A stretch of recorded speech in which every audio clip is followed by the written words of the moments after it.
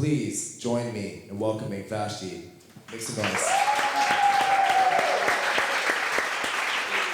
Give thanks, give thanks. Thank you everyone for being here on a Sunday. The sun is out, so being inside, I wish we could do this talk in a park or something like that. But next time you come, that's where we're hanging out, in the park, Trinity Bellwoods. We'll do a little grounding session there. But Vashtie, thank you very much for being here. Thank you for having me. I know you have an incredibly busy schedule, and I actually want to do something here. Let's pull up the last 24 hours of Vashtie's life. You post on Instagram almost everything that you do. How do you do all that you do as well as share it with the world in real time? I don't know. Okay, if you saw the Manifesto Instagram yesterday, it was like the Instagram stories, the little marks. Her Instagram stories is like that all the time. All the time. I don't know. I feel like when I watch other people's stories, I want to see a story. And so I don't like little blips. So for me, I'm a filmmaker, and I think that comes from maybe my filmmaking storytelling side. Like, I feel like if you're watching something, you should see it all. I don't know. And I think it also stems from, having a blog, like starting my blog when I did in 2007. And really at that time, I was not interested in sharing information. I felt like social media was so strange. I was like, I'm not doing this. And coming from a generation where you don't share that much information, that's uncool. And so now I'm at a place where, with my blog, people were like, people around the world were like, oh my God, I feel less alone because I'm similar to you or whatever. So it was making the connection with people, which kind of pushed me more into social media. And then now with my stories, I feel like it's the same thing. I feel like, people message me and they ask me questions and we have conversations. So it's a really nice way to connect with people. So I feel like I'm, with every snap or whatever story, I feel like I'm connecting with someone or hopefully connecting with someone, so. And you're let me grab this. Actually, you can just run through it, but I want to control it so I can stop on certain things. We're not going to have any audio. So this is the last 24 hours of Vashtie's life, right? Okay, what are you doing right now? Okay, this is... You do this often. Yes, I like to show my outfits. But right before this one was my outfit going to the gym, so I looked completely regular. And then this is hair and makeup outfit. Just to show the transformation, because I feel like a lot of people will see me like this in the polished version, but before the snap before it, which is deleted now. But I like to show that I'm without everything, I look like everybody else, And then you roll into an event. Where are you going? I'm going to La Marina, which is a very big hot spot in New York City. It's located in Washington Heights, so it's that area is very Dominican, and it's a cool spot. A lot of people go there during the summer. It's like a little beach area. It's really beautiful. So. All right, so you're on the road now. You're spinning at this. This happens. What's going on here? Wait, I think I know what you're talking about. Oh, it's taking a second to get out. Okay, so we're right by the edge of the water. And so my skirt, first of all, everything was going completely wrong with this DJ set. The wind was blowing the needle off the record. I couldn't see the screen because of a glare, and the wind kept blowing up my skirt. But I wanted people to know I always wear shorts. No matter what I'm wearing, I always have boy shorts underneath something. So you always roll with someone that's shooting with you. Yes, Joanna over here. Getting all the behind the scenes. Joanna's getting everything. Joanna, I need you to get this snap so people can see. All right, so you kicked it from there straight to the airport. Straight to the airport. I guess I'm really interested. I know what you're going to go to. I want to get to this because I travel too a lot, and sometimes you just don't have time to take care of yourself the way. So in this one, what are you talking about? Okay, what's a bird bath? A bird bath is basically when you cannot make it to an actual shower, so you take a washcloth or paper towels and you sort of do a faux shower. In real life, I like to take showers twice a day, and so it really was weirding me out that I just DJ'd in the sun, it was hot, I'm sweaty, and I'm okay, as soon as we land, we have to go straight to the venue last night. So I was okay, I can't go there a little sweaty and gross. So I took a little bath. So now you've accomplished it. You're feeling much successful. Better. talking about some Canadians here. No pictures for anyone. Okay, you're landing in Toronto now. Yes. This is over Toronto? Mm-hmm. Yeah? And how many times have you been to Toronto? I think this is my second time. So the first time you did that. Well, the first time, you want me to talk about? Of course. Tell All the right, whole so story. I live in New York City, and I came to Toronto and got robbed. Okay, that's the story. We got robbed. We got robbed. I DJ'd, thanks to Che, flew me out, my friend who DJs also. We DJ'd. Then there was an after party. He drove us to the after party. I tend to be like an old person. And I'm like, I'm tired. I want to go. And he's like, all right, I'll drive you back. You know, our friends will stay. So I feel like you could finish the story better. We start driving, and I'm like, it's kind of cold in the car, right? And he's like, yeah. He's like fidgeting with the heat or something.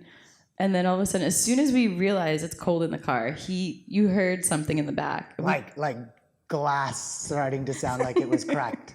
We turn around and the whole back windshield is gone. And so then we quickly realize that my DJ equipment is gone. His camera equipment is gone. So we went straight from the party at Tattoo right over to this after party called Gyals, and it was in like the alleyway at Queen and Spadina. And you know, we thought it's safe, all good. Inside jamming, get back in the car, have no idea. Driving home, we realized this. The biggest worry was your passport. Yes, once I thought my passport was gone, I started bawling my eyes out. And then you had the flight home from hell, right? Did I? I don't even remember. You were like, yeah. I'm never coming back to Toronto.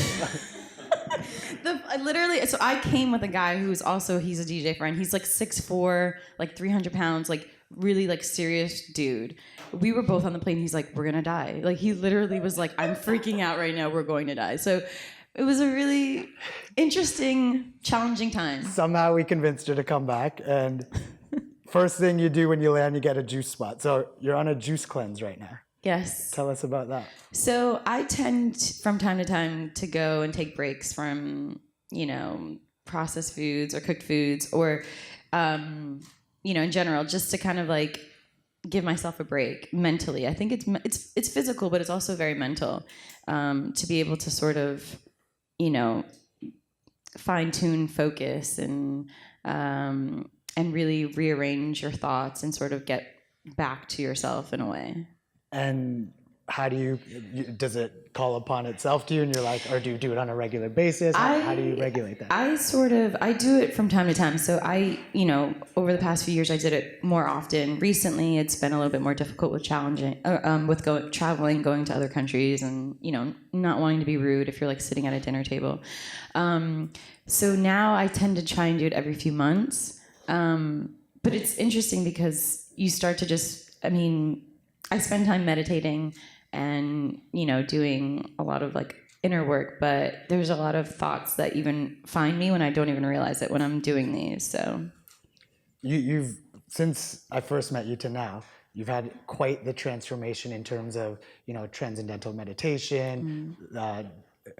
I think you were doing this before, and I don't know if you want to talk about it, but the colonic. Well, yeah. What do you mean talk about it? It's not on these videos, but you share. Ask me anything. Actually, I don't know if you know. Go into all of that right now. I want. Ideally, people leave this room realizing more of the ways that they can take care of themselves. Right. Wow. There are health classes with Vashtie Kola.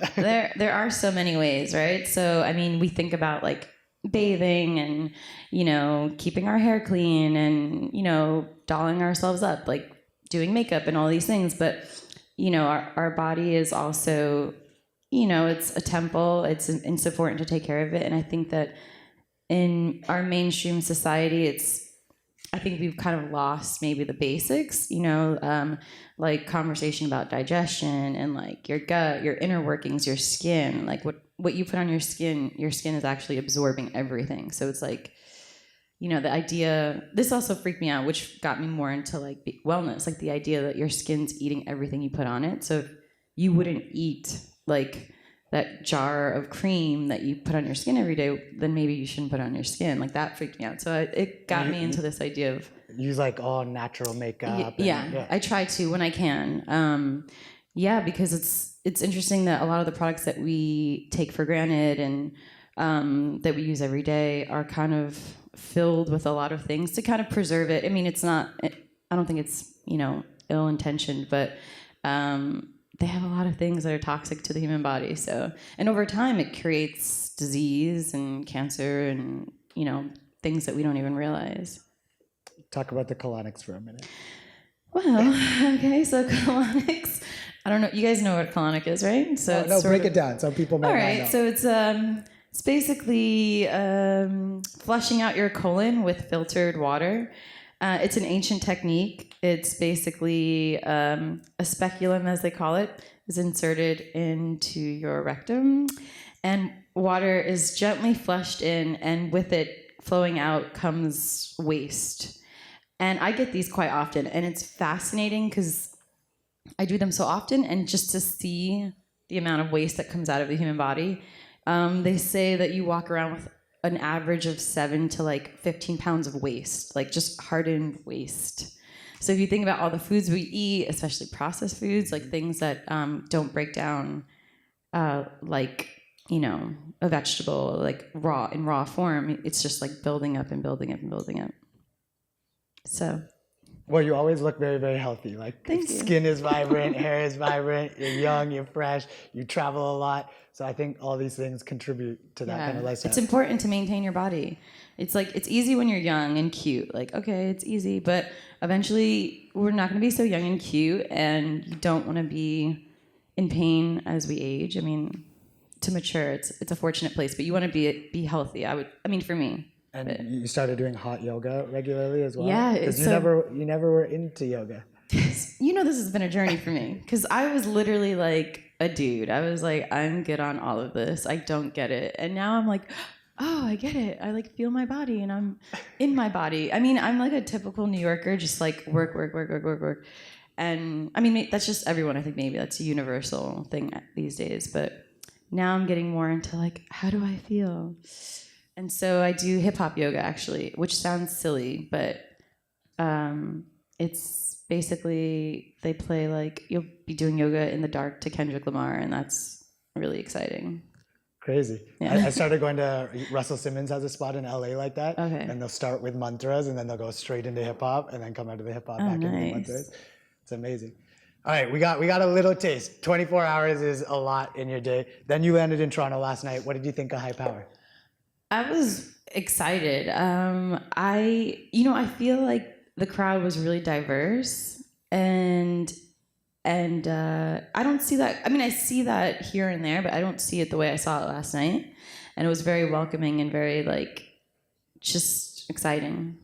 Because you throw a lot of parties in New York. Yes. You're known as Downtown Sweetheart. Where did that nickname come from? Well, okay, so one of my best friends that I actually grew up with from when I was 12 years old, he was visiting. We were walking around New York City, and I told him, I was oh, I want to go all the way downtown. Let's walk down there. And he's I'm not walking with you. And I'm what do you mean? He's like, we're gonna take a cab because if we walk, you're gonna run into 1 million people, and we're never gonna get there. It's gonna take forever.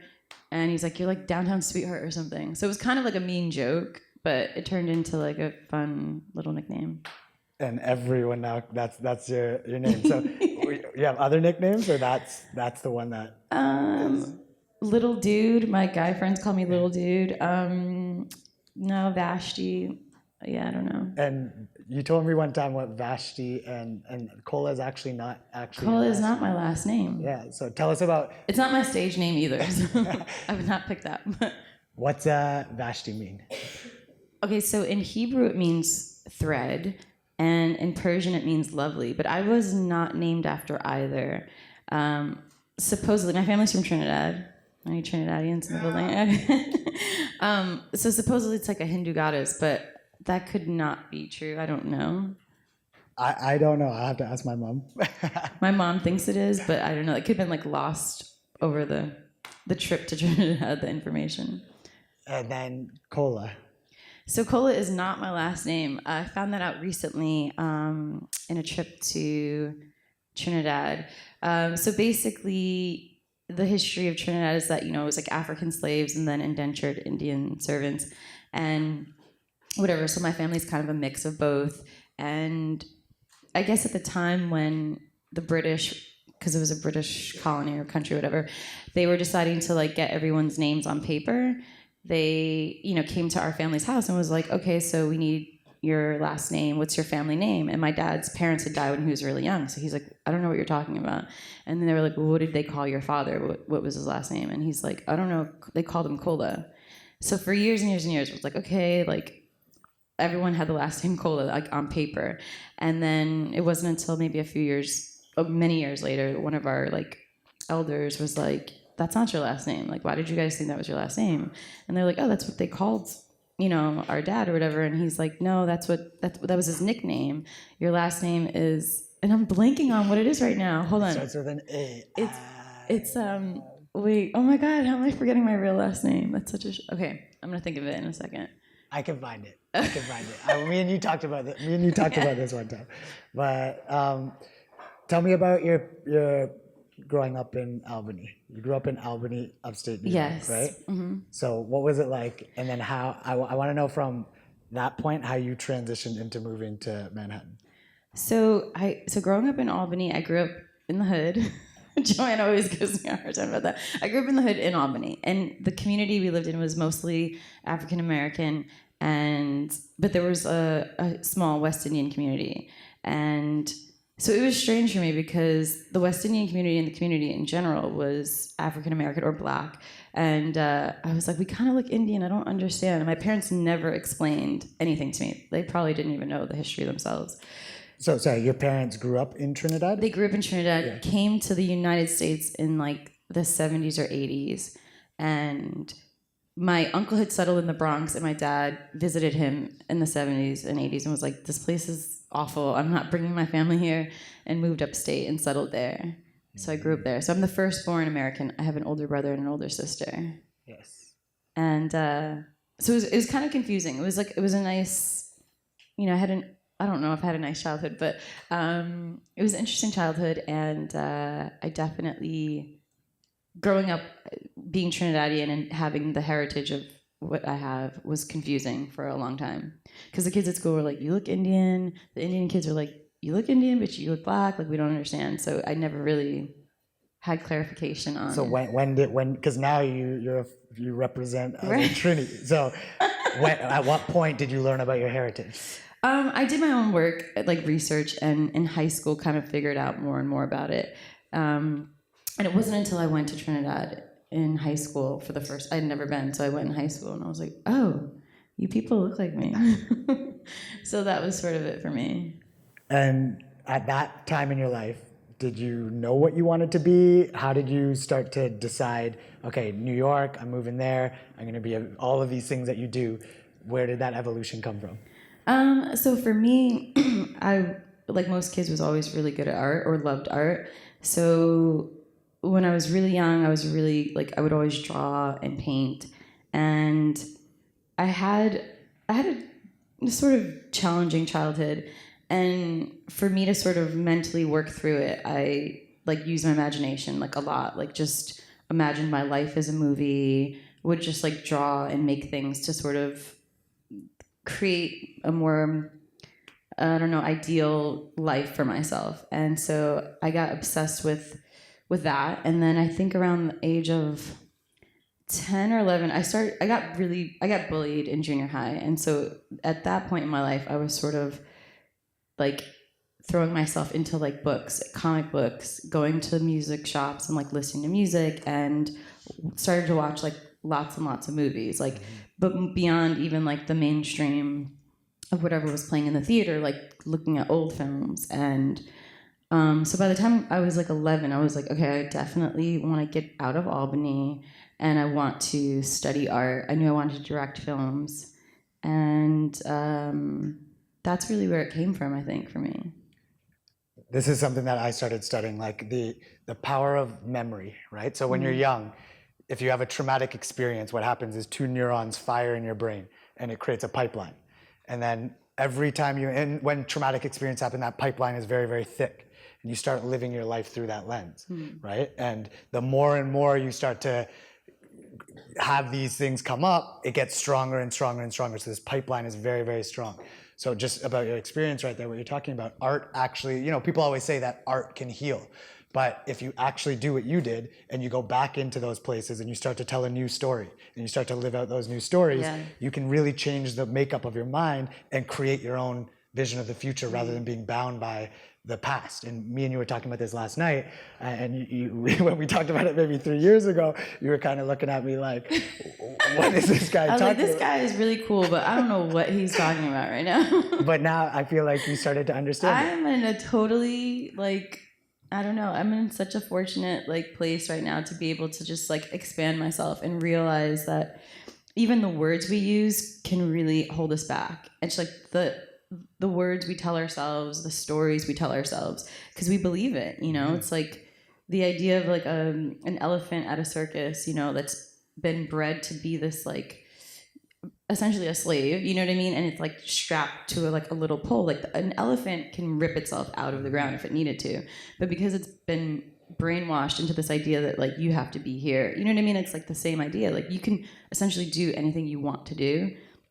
You just have to get your brain going and like tell yourself that you can do that and really truly believe it. Yeah, that's a crazy example. I never thought of it like that. But the cycle of storytelling, you know, you're born into some story. You know, there's a dominant story that you're born into, whatever place and context you're born into. Then because of that, people tell you stories, and then you tell yourself stories, and then you tell stories. So there's a cycle of storytelling, and you can perpetuate it. So it's very important for us to have intention with the words that we say. And then as a image maker and a creator, the stories that you then choose to tell and put out into the world are very important. Yeah. So has that, now that you've started to transition into that understanding, has it impacted your art and your work and what you put out into the world? It's impacted my work. It's interesting because, you know, as an artist, I feel like most of us feel like, oh, our pain is our identity. And it's like, you know, in order to have great art, there needs to be tension. Struggle. Yeah. And so I still feel that way. It's still a very important part of the process. But I think now I tend to not dwell so much on it, which is really, I guess it is changing my artwork, I think. In ways I haven't even thought about that until just now. But I did remember my last name. Yes. It's Anandi. Anandi, yes. I might be related to some of you guys. Have you ever thought about tracing your heritage? Because obviously your family didn't really know past their generation. That's so funny, yeah. Have you ever gone back? Because previous to knowing this story, I was like on Ancestry.com looking up Kola, which was like, there are some Kolas out there, but it wasn't connecting. But I haven't done that actually with the new last name. There you go. New knowledge, self-knowledge. All right, so what year did you move downtown? I moved downtown in 99. And within 7 years, you then became the woman that was going to change Island Def Jam. L.A. Reid hires you to become, you know, to transform that place and keep it cool. Right. So how did that happen? How did you become that person? You know, it happened kind of organically. So I was just like a downtown kid. I moved from Albany, and my youth in Albany was like very interesting, I guess. I started working at a tattoo shop at age 12. I have 0 tattoos. Started working at a tattoo shop at 12. And I didn't grow up being able to afford sneakers, so I also grew up obsessed with sneakers and spending like whatever paycheck I got to like buy myself sneakers. And at a time when it wasn't really like the thing that girls did. It was like, you know, girls from the hood did that, but it wasn't like, you know, your everyday girl was not like, oh my God, those new sneakers are cool. Like it was just, sneaker culture was totally for, you know, inner cities mainly. Like I went to school with a lot of girls and they were just like, you're so weird for like liking this stuff. Anyway, so I got to college, New York City, and again, like it's still a scene where it was burgeoning and it was a thing with mostly men or boys, whatever. So I became known as a girl who wore sneakers. Like I would literally go to clubs in sneakers, and that was again a thing that was not common. Not to say no one was doing it, but it wasn't common. So I started to get known for my style, which is how the Jordan thing happened. And so, by the way, if you don't know, Vashtie was the first woman to design a Jordan. Yes. So, continue. So So I became known for my style, and then just being someone who was always hungry for more, like for knowledge. Like if it's about learning about how wine is made, or like about like b-boy culture, like I was just always like wanted to know. And so I was sort of someone who could like hang downtown, but then I was someone who could go to like Mr. Chow and hang out with like CEOs and talk about creative ideas.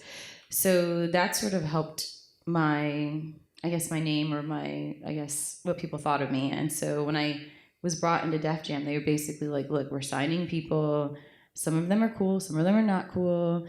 We really need help with their image. Like, you seem to know what's happening with trends. And at that time, there was the internet, but it wasn't as, as thorough as it is now, where you could look up trends for 2018. You know what I mean? It wasn't like you had it at your fingertips. No Snapchat, no Instagram. Right. So none of that there was on. no like tastemaker on Instagram or influencer. So it was like you didn't know what young people were really wearing. You didn't know what they were really into.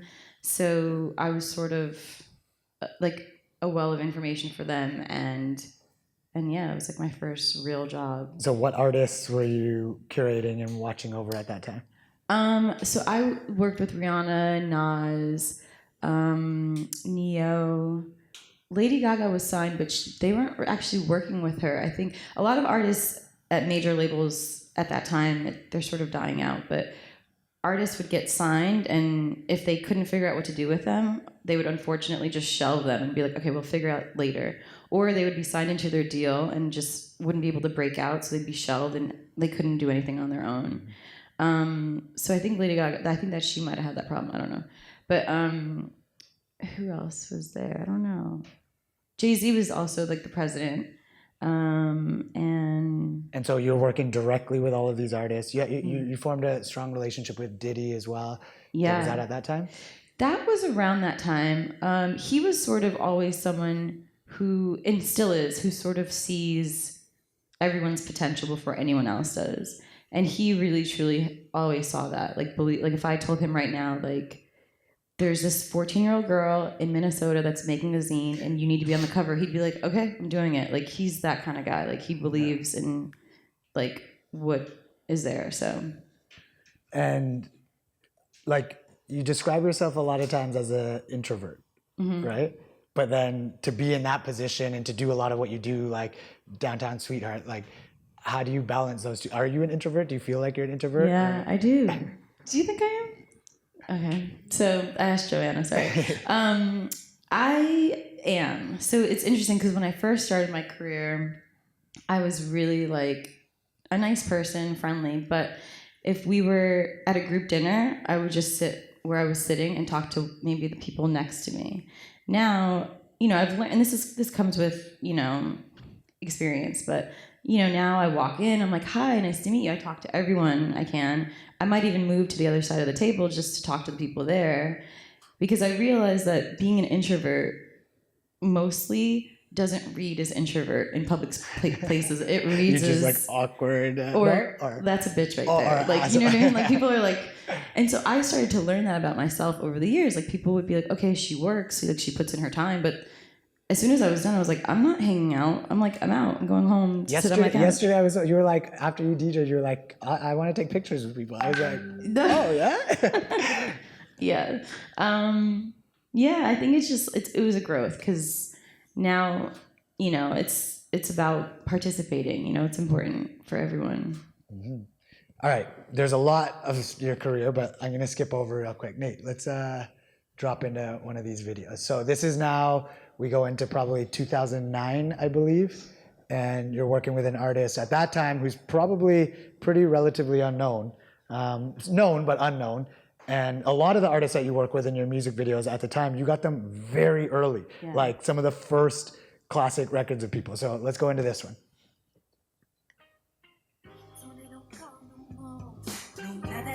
This is Solange's video from back in the day. This is your work, 2009.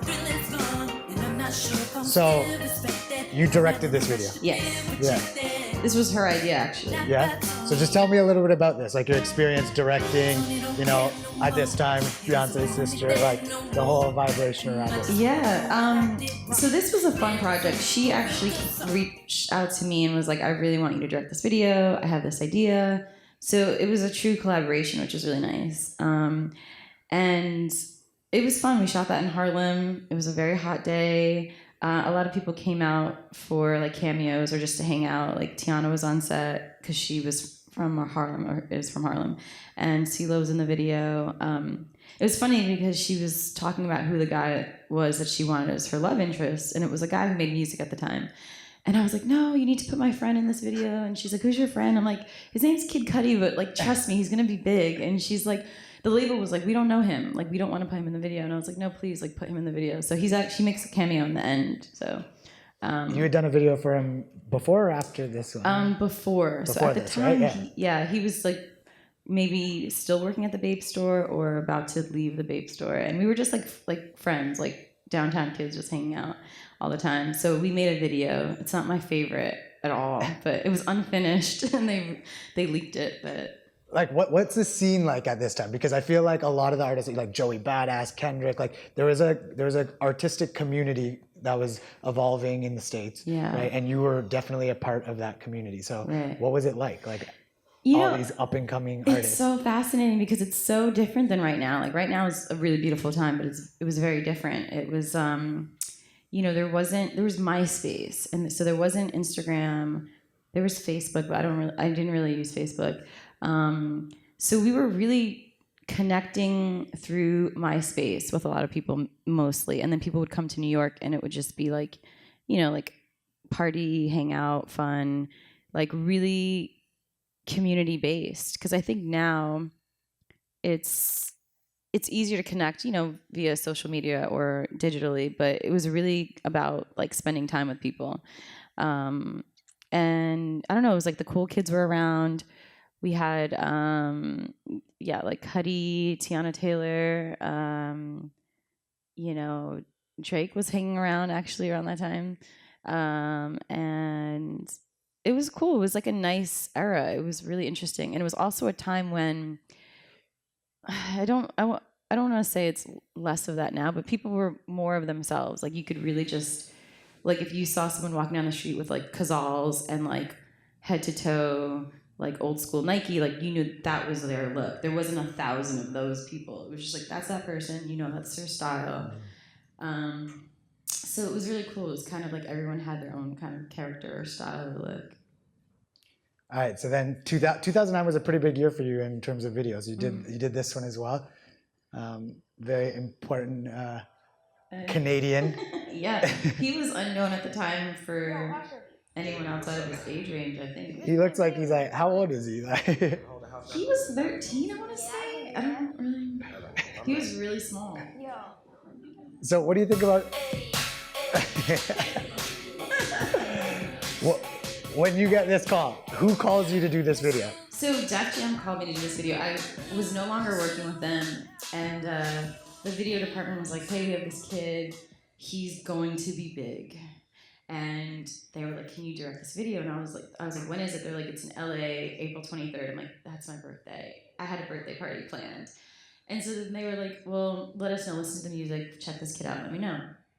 So I was like, okay. So at the time, I'm like this young artist. I'm like serious. Like I just want to work with artists. And I didn't know anything about him because there wasn't much information, but I was like, man, I don't want to work with like, like a child star who's like, born and raised in classes and like taught to be, like a performer. Like that to me was not stimulating. But I was like, I like the song, so I'm gonna do it, right? So I get there, meet him, and realize he's like a regular kid. Like he's like breakdancing on set, doing skate tricks, and like solving a Rubik's Cube in like 10 seconds. I don't know. But he was really nice and regular and had an opinion, and I liked him a lot, so I was really excited to do the video. And crazy trajectory after that. Yeah, really, really. What do you think about the Canadian art scene? Well, I was going to say one thing before that. So when I was talking to him on set, he was like, yeah, I wanted to work with the cool kids. His musical interest was fascinating, and he was like, yeah, I want the cool kids to like produce something for me at that time. But Anyway, the Canadian art scene is in. Yeah, we were talking about this last night. Yeah. And you have to admit that I admitted it last night. You guys are killing it. I mean, Canada's killing it. Yeah, Better than I New think- York right now. for sure. There's actually, I can't say much about New York right now, sadly, but no, you guys are killing it. You guys are definitely, I mean, there's so much coming out of here. And so it's really amazing. I feel like everything I'm playing, it's like this person's Canadian, this person's Canadian. Yeah. All right, again, 2009, legendary stories being told in this one. This is a big record. Literally a big record. Literally, letter to big. Jada Kiss. I just felt I had to write this letter to Big. How did this one come about? So I don't actually know. This one came out from a label, I think. And they were like, we want you to direct this video for Jada Kiss. It was for the Letter to Big song, which obviously, sorry. But the movie had just come out, the Biggie movie. And so it was a very big deal. I mean, I'm hugely inspired by Big. I feel like a lot of people are. I mean, influenced hip hop in so many different ways, and you know, it's part of the reason why I came to New York and dreamed of New York, like listening to him as a kid, and to be able to have the opportunity and to work with Jadakiss was fascinating. And then, you know, on set, The Lock showed up, and all these people that were part of Biggie's career showed up. They popped a bottle of Dom P, 1995, and I literally cried. I was like, this is a dream come true to be able to like work with these people, to be here, such an honor. So that was like that was a true out of body experience. I just couldn't believe it. Yeah, when you're making like creations of that type of a story, you know, like that, like to be a part of history, you know, Yeah. you're really a part of shaping that and then communicating that with the world. Right, and Faith Hill was, we also shot Faith in this video too, and that, it was just so powerful. Mm-hmm. All right, skip ahead. 2011, you're shooting a artist, sort of unknown, and at this time, section 80s, pumping, ADHD. Well, you said it somewhere that this was the first video that you felt like was really you in it. You know, the previous videos, were you writing all the treatments for that? Yeah. And you were writing treatments for other people at the time too, up.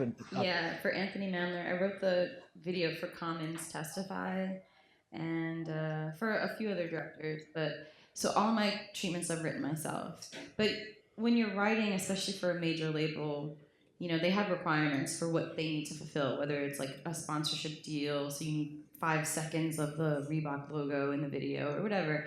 There's a lot that goes into it, and you know, as much as I'm the director, it's also like, it's a team, so everyone has their own position and what they need to, you know, conquer for the job. So it's sort of a group effort. But this is the first video where it was like, you know, I really felt like I'm just gonna do what I wanna do. And Kendrick was so sweet and just was like, okay, cool. Basically at the time, my manager was working with Kendrick, and he was like, hey, I have this new kid, listen to his mixtape, tell me what you wanna direct off the mixtape. I'm like, okay. So I picked ADHD, and Why out of all of them? How come this record? you know, and honestly, I don't think it was my first choice. I think my first choice had already gotten picked by someone else. And so, but it was definitely a choice I wanted because it felt sort of, at that time, it was summertime in New York, and I was having, I think me and my sister weren't speaking for like a year, I don't know.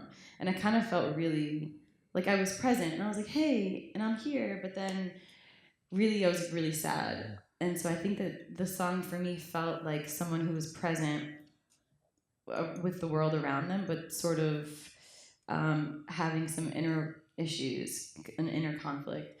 And even though I don't think that he was having like issues with someone specific, I just felt that general idea of being present outwardly, but then, you know, having an inner conflict was something that was a story that was dwelling inside of me, and it connected to the song. Amazing. And so again, art like therapy. You're like expressing what you want. And so what's your relationship with these artists, like on set? How do you direct? I've never seen you on set.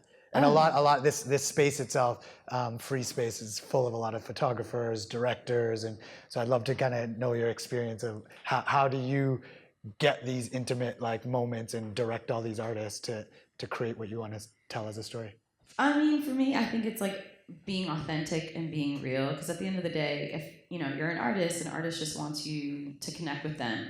Because most times, like people around them aren't connecting with them on that level. Like their agent or sometimes manager. Like people are just like it. You can kind of feel that like you're a dollar sign at some point, right? As an artist, especially in the mainstream. And so I think that what really resonates with other artists is that like, hey, we're connected here. What's the story that you want to tell? I want to fulfill like my idea, but obviously like I want to present you the way you want to be presented. So I think that that's really important. And I think that's it. Yeah, it's a partnership. Right, You're creating something together. It's like this is like a baby of whoever you're partnering with. You're making a little art baby, right. and everyone has to put their energy in it, and then all of their DNA is left in it. You know. So someone that you collaborate with a lot. Next record, 2012, Waves. Joey Badass. Yes. So we have the same manager actually. And so when he signed Joey when he was 15, I want to say, or maybe 13. He's very young. And so we met at actually a big crit show in New York. And so he's like, oh, I want you to direct something for me. Like, I love your work. So, obviously, who doesn't love his music? And so, yeah, so I directed this video, and it was funny because the idea for me was like, he was 17 at the time, or just turned 17. And it was fascinating. Everyone's so young. All your videos, to watch them back is like, you captured everyone at such an early stage. Right. And it's funny because those are the videos I enjoyed the most because also they had little to no budget. I was just like, this is fun. It was just collaboration. But to me, the idea of that video was that it was the idea of being like an ordinary teenager, but this extraordinary life of this artist that's about to blow. So it's like we broke into his high school to film some of the scenes of him at high school, and then he's like performing at some like big venue in New York, but then he's like riding the train back home, Which is the story of a lot of artists that we know still. I got a little warning because Vashtie needs to catch a flight, so I'm going to keep it moving. We're going to skip over the next thing. And one of my favorite interviewers is Bobbito Garcia. Oh, yeah. You know Bobbito. And he always does this thing where he plays records for people and just asks them about what it brings up for them. So I want to play some music for you. Let's play this first song.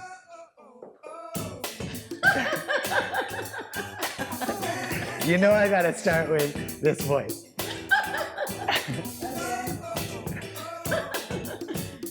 What does this bring up for you? I mean, nothing. I'm just kidding. Well, to be honest, this song has nothing to do with me. I didn't say it did. Okay. It makes me think of my years in New York City in the 2000s, prior to meeting a man named Pharrell. Prior to. So tell me about Pharrell.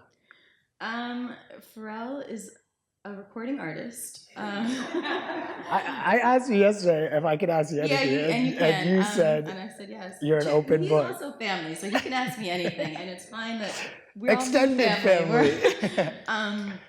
He is someone who I dated for a long time, and a very dear human being, and a lovely man. What was his approach, or your approach? Who picked up who? She doesn't need to answer if she doesn't want to. Got a little hot in here. So we actually met through Pusha, and so Pusha's like I worked with him on set for something like maybe the year before, and he was like a big brother to me, like always just like real kind and like. It's funny, when I first met him, he was like, oh my God, Pharrell's gonna love you. And I was like, what? I was like, what are you talking about? I was like a nerd. I was like, what are you talking about? I don't know. So we met through Pusha, and yeah. I've never told this story. It's gotta be told. Story's gotta be told. Yeah, it's gotta be told. Yeah. Nobody can tell this story. Turn your phones off right now.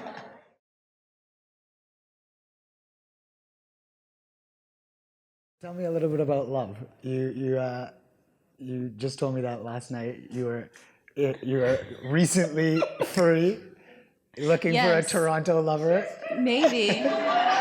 She specifically asked me about a Toronto lover. I need to get a Canadian passport. Can someone help me? Talk about love. Yeah, I'm open. I'm a lover of love. To be very upfront, I've been basically in like 4 long-term relationships since I was 15. So, this is a new world for me. It's definitely a new world from when I was 15. But it's a good place for me, I think. I feel really like I'm evolving. I feel happy. And I love love. I mean, I believe in partnership and connectivity, collaboration. Yeah. I feel like I'm a Taurus. I like romantic nights she likes on the couch. long walks No. on the beach. No, but I think, like, again, from the time I've known you, I've seen you love yourself a lot more. And in the past 3-4 years, and to get to a place where you're, like, I always find that, to be able to be in a proper place of love, to love someone else, you have to be whole, right? And then you can come together and partner with someone else whole, and then you create infinite love. And I think that that's something that I just realized now, because a lot of times we think someone else needs to make us happy, right? So it's like you're constantly trying to find the answer in someone else. And if you're not fully whole and fully like, okay, if I can't make myself happy, then no one else can. Like, that's sort of really important. So I've sort of learned that, Yeah, you're shining. All right, next record. We're talking about love. This one's a classic New York record. You not feeling it? I don't like this song. Don't like it. Don't. Cut it. Why not? I don't like it because it feels like a glossy version of New York that I don't like. It feels like Bright lights and shiny. no, it feels like Barclays Center, and it feels like Times Square, and it feels like all the things about New York that I don't resonate with. I love both of those artists, don't get me wrong. But to me, if you'd played Nas's New York State of Mind, right now, okay? Like, that to me is like, that's like really, really real. I mean, and also, truth be told, the first verse of that song I think is about New York, the Jay-Z version, but then the rest is like, I don't know what he's talking about, but it doesn't make me feel like bright and shiny. I like gutter New York, like the parts of the world that, are not so pretty, but really make it what it is. Okay, next record. Oh.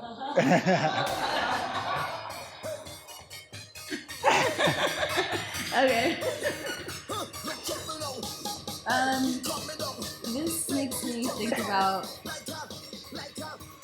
It makes me think about my trip to Trinidad last year that you coordinated, my first carnival ever.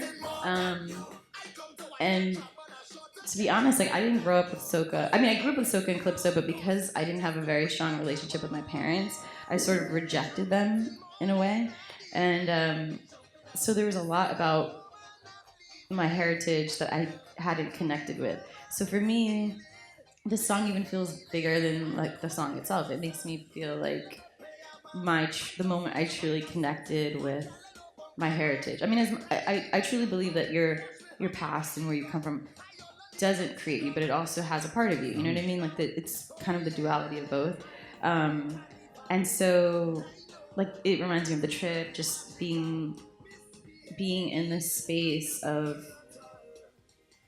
it was an unknown space, but it also was known. It was like, I feel this, I know this. This was the first time you were rocking a costume? I almost didn't go on this trip. You know this, right? I know. I tried to think of Vashtie sometimes is like, at the last minute, she says, like, I didn't know up until the last minute that when she was landing, if she was going to come or not. Okay, so I'm an introvert. You asked the question. They were like painting the picture of carnival, and I was like, okay, so what is it? And you're like, oh, it's like partying. You start in the morning. I was like, in the morning? I was like, wait, what? Until what time? I was like, clutching my pearls. I was like, I think I'm gonna stay home. And so it was my assistant at the time, Mieko. She was like, "You're going on this trip." She's like, "You need to go on this trip." I'm like, "All right." So I took my sister. My sister was born in Trinidad, lived there until she was 3 or 4, but is like completely opposite me. Like she's totally like preppy. She listens to like, I don't know, like country music. And so she was like, "Really? Where are we going?" And I was like, "Trinidad, you fool." Like, whatever. So we go, and I was literally like bent over dancing, like strangers. I wouldn't, if you met her on the road that day, you would never think she's an introvert. You would, so this to me felt like this, I don't know, it was like definitely a renewal. It felt like I was like really connecting with myself in ways I didn't realize existed or that I could get to. Amazing. Happy that these songs do that. Thank you for that. Well, thank Michelle for doing it. But all right, one more. This one I tried to find a video because you did a video, but oh, I did. Oh, the video. I would have given it to you. It's down everywhere. I know. I should have hit you up, but yeah. You used to call me on my cell phone. So this is basically, obviously, I mean, like everyone in the whole wide world obviously knows the song. But so for me, I was DJing a lot, and so this song to me, I played it all the time as much as I could. And it really resonated with me, this idea of, you know, I was newly single out of an 8-year relationship, and which I think no one really knew about. But so it was this idea of feeling like my career had taken off. We broke up, me and my ex broke up, and then within like a year or two, my career exploded. And so it was sort of this weird time where the song really resonated with me, where I felt like I was around these people, like new people, and it was like this new world, and, you know, meeting people who didn't know me but like liked me. It's an interesting world where it's like you're meeting people and you're connecting, but then there are people who don't know you but think they know you, and then they think they like you, and so you're sort of like, do you really know me? And especially meeting guys who are interested, you're just like, wait, but do you know the real me, or do you just see this glossy version of me? And so it was... It's like the song that we just talked about that you did it like New York. It's like people see it like New York, like, and it's then... like this right. And so I don't know, it's the idea of clinging to something, or like wanting to talk to someone who really knows you, like knows that like while you're like, you know, in front of a million people and you're like happy and excited, but you're like also like really freaked out and scared and whatever. So it was the idea of like the past and the present, and sort of telling that story of like, you know, wanting to talk to the person that really knows you. And especially nowadays, I feel like we all can connect with that, where it's like we all have technology. We can talk to anyone, anywhere, and see their face if we want to. But depending on your schedule and what's going on, sometimes you keep missing that person by a few seconds. And so it was that idea of wanting to connect back to who you are, or who you were, or talking to someone who knows you the best. How did that project, because at that time, that video came out, and then like the Erykah Badu project came out around it. Like, was their camp hitting people up, or you did that, you picked that up on your own and you just wanted to do it? I did it myself. I did it with some friends, and it was also kind of like, I did the CRS video myself too. So for me, it's just sort of like, just making something. It's like what everyone does, I think, like a creator, like you just make something, a project for fun. I mean, obviously helps that I have like a lot of people who follow my career, so that's nice, so that helps to like elevate it, but yeah. Thank you, Vashtie. Please make some noise for Vashtie one more time.